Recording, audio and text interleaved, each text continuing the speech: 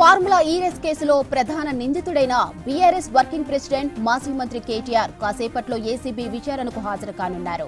ఉదయం 10:30 గంటలకు తమ ముందు హాజరు కావాలని కేటీఆర్ కి నెల 3న ఏసీబీ అధికారులు నోటీసులు ఇచ్చారు.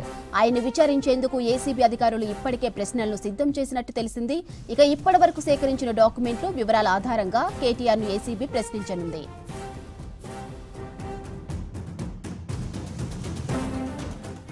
ఇక ఫార్ములా ఈ రేస్ కేసులో భాగంగా బ్రిటన్ కు చెందిన ఫార్ములా ఈ ఆపరేషన్ కంపెనీకి హెచ్ఎండిఏ అకౌంట్ నుంచి నిబంధనలకు విరుద్ధంగా 54,88,00,000 రూపాయలు బదిలీ చేసినట్టు ఆరోపణలు ఉన్నాయి.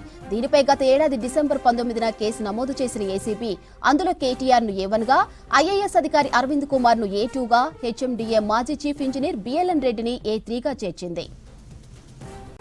ఇక ఏసీబీ ఎఫ్ఐఆర్ ఆధారంగా ఈడీ కూడా కేసు నమోదు చేసింది. ఫార్ములా ఈ రేస్ వ్యవహారంలో మనీ లాండరింగ్ కు సంబంధించి దర్యాప్తు చేస్తున్నది. ఈ కేసులో ఈ నెల 7న విచారణకు రావాలంటూ కేటీఆర్ కు ఈడీ నోటీసులు ఇచ్చింది. ఇక ఇదే కేసులో నిందితులైన బిఎల్ఎన్ రెడ్డి, అరవింద్ కుమార్ ఈడీ విచారణకు హాజరు కాలేదు. తమకు మరికొంత సమయం కావాలని కోరడంతో ఈడీ వాళ్లకు మళ్లీ నోటీసులు ఇచ్చింది. ఈ నెల 8న బిఎల్ఎన్ రెడ్డిని, 9న అరవింద్ కుమార్ ను అటెండ్ అవ్వాలని ఆదేశించింది. రైట్, ఇక కేటీఆర్ ఏసీబీ విచారణకు సంబంధించి మరిన్ని అప్డేట్స్ ధనరాజ్ అందిస్తారు. ధనరాజ్, ఎన్ని గంటలకు కేటీఆర్ విచారణకు అటెండ్ కానున్నారు?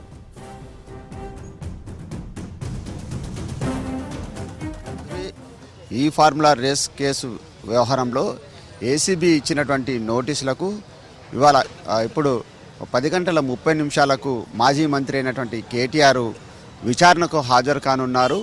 అయితే ఈ ఫార్ములా రేస్లో అప్పుడున్నటువంటి బీఆర్ఎస్ ప్రభుత్వ హయాంలో హెచ్ఎండిఏ నుంచి విదేశీ సంస్థలకు 54 కోట్ల రూపాయల చెల్లింపులు వ్యవహారంలో ఆయనపైన ప్రధానమైనటువంటి ఆరోపణలు, అభియోగాలు ఉన్నాయి. ఈ అభియోగాలు ఉన్నటువంటి క్రమంలోనే ఏసీబీకి ఐఏఎస్ అధికారి అయినటువంటి దానకిషోర్ ఇచ్చినటువంటి ఫిర్యాదు మేరకు ఇప్పటికే ఏసీబీ పలు కేసులను నమోదు చేసి దర్యాప్తు కొనసాగిస్తూ ఉంది. ఈ క్రమంలోనే ఆయనకు విచారణకు రావాలంటూ 10:30 వ్యక్తిగతంగా హాజరు కావాలని ఏసీబీ ఆదేశించడం జరిగింది. ఈ ఆదేశించినటువంటి క్రమంలోనే ఇక ఆయన మరికొద్ది సేపట్లో విచారణకు హాజరు కానున్నారు. అయితే ఆయన ఉన్నటువంటి రాయదుర్గంలోని ఓరియన్ విల్లా నుంచి కూడా ఇటు ఏసీబీ ఆఫీసుకు వచ్చేటువంటి క్రమంలో కూడా భారీ ఎత్తున పోలీసు బలగాలంతా కూడా భారీ భద్రతను కూడా ఏర్పాటు చేయడం జరిగింది.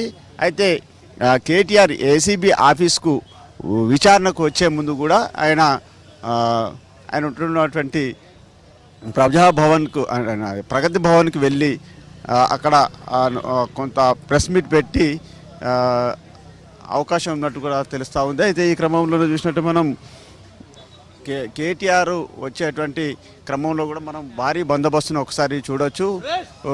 ఈ వచ్చేటువంటి క్రమంలో పోలీసులు అంటే ఇక్కడికి వచ్చేటువంటి బీఆర్ఎస్ నేతలను కానీ ఎవరిని కానీ ఇక్కడికి రాకుండా అంటే ఎక్కడికక్కడ అడ్డుకట్ట వేసేందుకు గాను ముందస్తుగా పోలీసు బలగాలు భారీ ఎత్తున మోహరించడం జరిగింది. అయితే పోలీసులు ఓ వైపున చూసినట్టయితే ఇప్పటికీ ఎలాంటి అంటే కేటీఆర్ వస్తున్నటువంటి క్రమంలోనే బీఆర్ఎస్ నేతలు ఇక్కడికి వచ్చి ఆందోళనలు చేయకుండా ఉండేందుకు గాను పక్కా పోలీసు బందోబస్తును కొనసాగిస్తూ ఉన్నారు. అయితే కేటీఆర్ విచారణకు హాజరు అయ్యే ముందు మాత్రం చూసినట్టయితే ఆయన అక్కడ ఉన్నటువంటి అంటే ఆయన లీగల్ టీంతో కూడా కొంత సమావేశం కొనసాగిస్తారనే సమాచారం కూడా అందుతూ ఉంది. అయితే ఆయన ఓరియన్ విల్లా నివాసం నుంచి వచ్చి బీఆర్ఎస్ భవన్కు చేరుకొని ఒక ప్రెస్ మీట్ కూడా పెట్టనున్నట్టు తెలుస్తూ ఉంది. ఆ ప్రెస్ మీటు 9:20 బీఆర్ఎస్ భవన్లో కొంత ప్రెస్ మీట్ పెట్టిన తర్వాత ఆ తర్వాత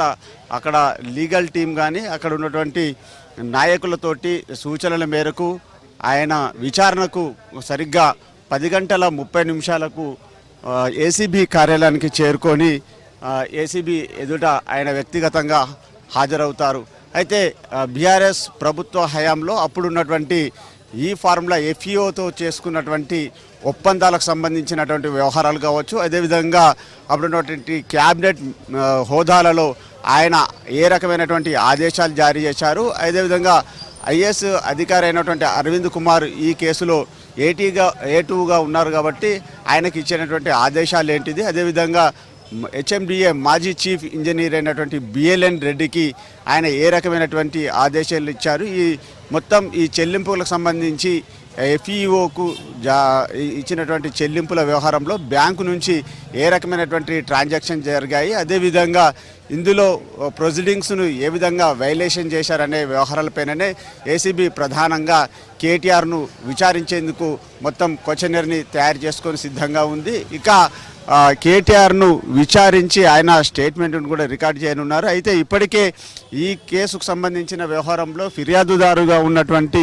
ఐఏఎస్ దానకిషోర్ స్టేట్మెంట్ కూడా రికార్డ్ చేయడం జరిగింది. అప్పుడు ఉన్నటువంటి ఎంఏయుడిలో జరిగినటువంటి చెల్లింపులు విదేశీ సంస్థలకు జరిగినటువంటి అంటే యూకే లండన్కు చెల్లించినటువంటి ఎఫ్ఈఓ సంస్థకు చెల్లించినటువంటి డబ్బులకు సంబంధించినటువంటి వ్యవహారాలలో ఏ విధమైనటువంటి ట్రాన్సాక్షన్ జరిగాయి, ఏ విధమైనటువంటి ఆదేశాలు ఇచ్చారు, ఎంఏయుడిలో సంస్థలో జరిగినటువంటి అధికారుల నుంచి ఏ రకమైనటువంటి ఆదేశాలు జారీ అయ్యాయి, అదేవిధంగా ఆర్బీఐకి సంబంధించినటువంటి గైడ్లైన్స్ను ఎందుకు వైలేషన్ చేశారు, అదేవిధంగా ప్రభుత్వ ఆదాయానికి నష్టం చేకూరేలాగా 8 కోట్ల రూపాయల జరిమానా కూడా విధించింది. ఇదంతా కూడా ప్రజాధనం దుర్వినియోగమైంది.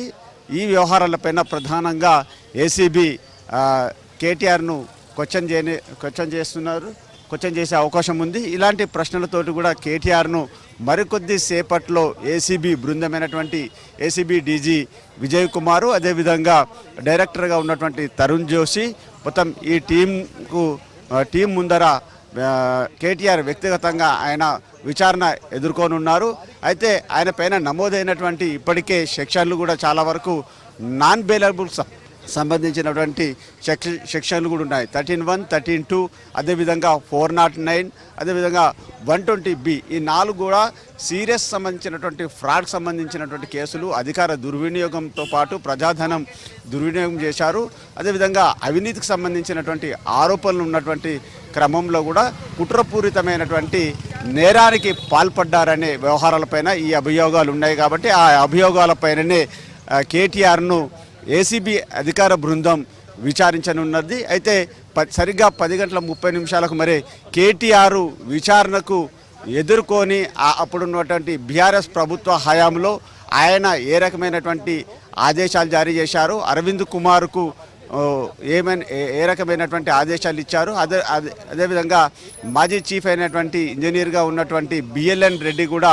ఇందులో ఆయన కూడా పాత్ర ఏత్రిగా ఉంది. కాబట్టి మొత్తం ఈ ముగ్గురికి సంబంధించిన ప్రమేయం పైననే కేటీఆర్ను విచారించనుంది. కేటీఆర్ ఇచ్చేటువంటి స్టేట్మెంట్ను ఎప్పటికప్పుడు ఏసీబీ అధికార బృందం రికార్డ్ చేయనుంది. ఈ క్రమంలోనే ఇక ఏసీబీ ముందు కేటీఆర్ విచారణకు హాజరు కాబోతున్నారనే విషయంపైననే పెద్ద ఎత్తున బీఆర్ఎస్ నేతల్లో చాలా వరకు ఒక ఉత్కంఠ నెలకొంది.